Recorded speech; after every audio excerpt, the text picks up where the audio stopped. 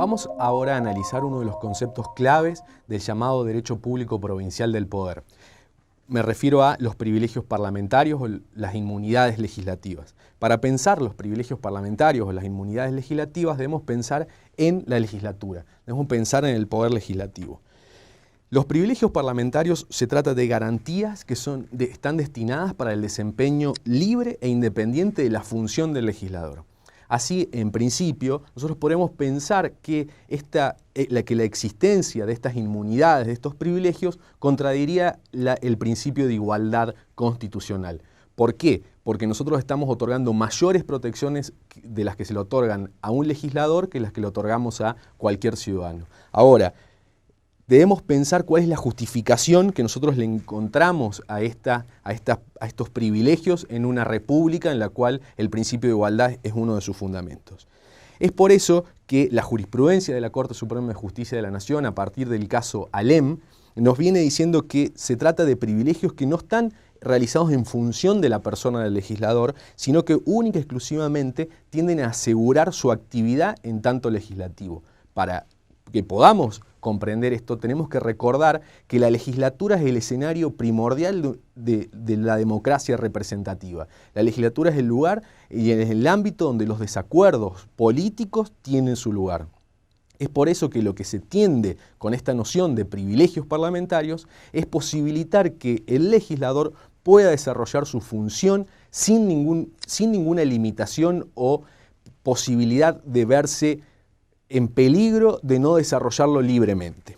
Los privilegios parlamentarios pueden ser de dos tipos, pueden ser individuales o privilegios parlamentarios colectivos. Los privilegios individuales, como pensábamos recién, están asignados al legislador para el desarrollo de su función, mientras que los privilegios colectivos son asignados a las cámaras in totum, o sea, a la totalidad de la Cámara. No se tiene en cuenta cada uno de los legisladores. Vamos a analizar ahora cuáles son las características que nosotros podemos extraer a partir del texto constitucional de la provincia de Córdoba.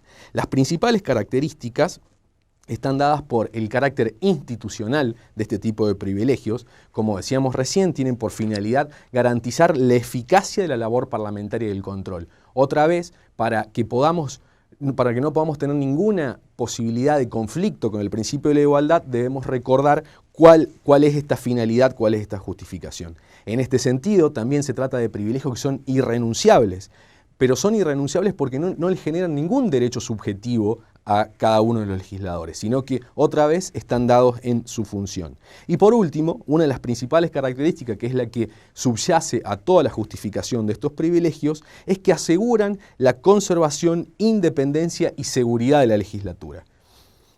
De ahí que también podríamos extraer un principio de interpretación que es restrictivo. Y la idea de interpretación restrictiva se vincula con la posibilidad de encontrar conflictos nuevamente con la igualdad de los ciudadanos.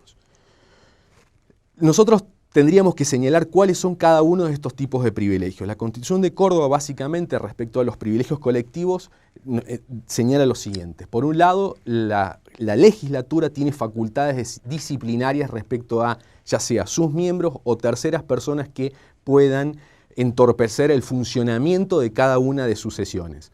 Nuevamente, tenemos que ver esta idea de que la legislatura pueda llevar a cabo su función. Por eso es que se le otorga esta facultad. También tiene facultades de información. Esto lo deberíamos vincular con cuáles son las funciones que tiene asignada una legislatura en el ámbito de la democracia. Cómo le asignamos una función al poder legislativo democráticamente. Recordemos que no solamente es función de la legislatura, del poder legislativo, el diseño de normas de alcance general, sino también cumple una función vital como ámbito donde subyacen las minorías, donde están las minorías y es posible controlar al poder. También, vinculado a esta justificación que veíamos recién, otro de los privilegios colectivos que podemos señalar respecto a la legislatura son las facultades de investigación.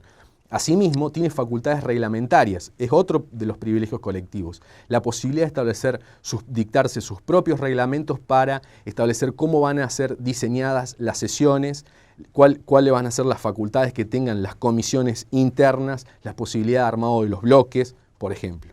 Pero también otro privilegio que es muy importante será juez exclusivo de la validez de la elección de los derechos y los títulos de sus miembros. Es decir, la legislatura tiene la facultad irrenunciable de controlar la legalidad del acto comicial una vez que han sido elegidos sus miembros.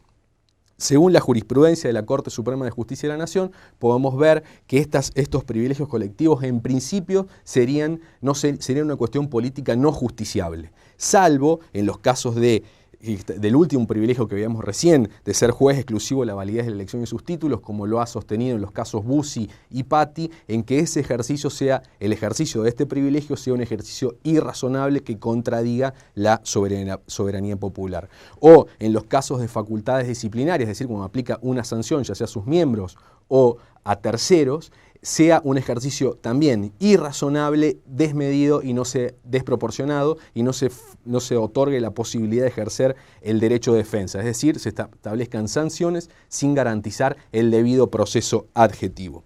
En este sentido, también deberíamos analizar los privilegios individuales. La Constitución de Córdoba, reformada en el año 2001, solamente mantiene un solo privilegio individual, que es la inmunidad de opinión. La inmunidad de opinión es la imposibilidad de ser acusado, interrogado o molestado por expresiones, ya sean realizadas en medios de comunicación o cualquier otro ámbito por parte de un legislador. Pero no se trata de un bill de indemnidad para que el legislador pueda decir cualquier cosa, sino que, al contrario, se trata de todas aquellas opiniones que emita, ya sea en el recinto o fuera de la legislatura, pero que sean efectuadas en el marco de su labor legislativa. Fíjense que la Constitución de Córdoba otorga una extensión temporal muy amplia a esta inmunidad de opinión, a este privilegio individual, porque se otorga desde la oficialización de la lista partidaria y hasta que una vez ha finalizado el mandato el legislador.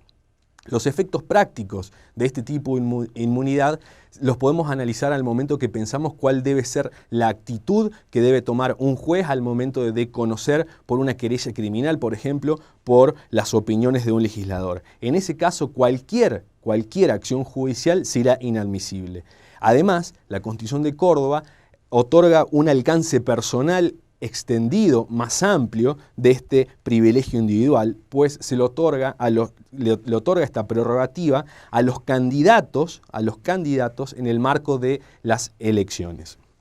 Finalmente, tenemos que recordar entonces, a partir de todo lo que hemos visto, que los privilegios parlamentarios, los privilegios legislativos son derechos, potestades, garantías o inmunidades que expresamente consagra la Constitución provincial, en nuestro caso, en beneficio de la legislatura y legisladores que le integran con un único propósito. El propósito es preservar su independencia y el funcionamiento eficiente.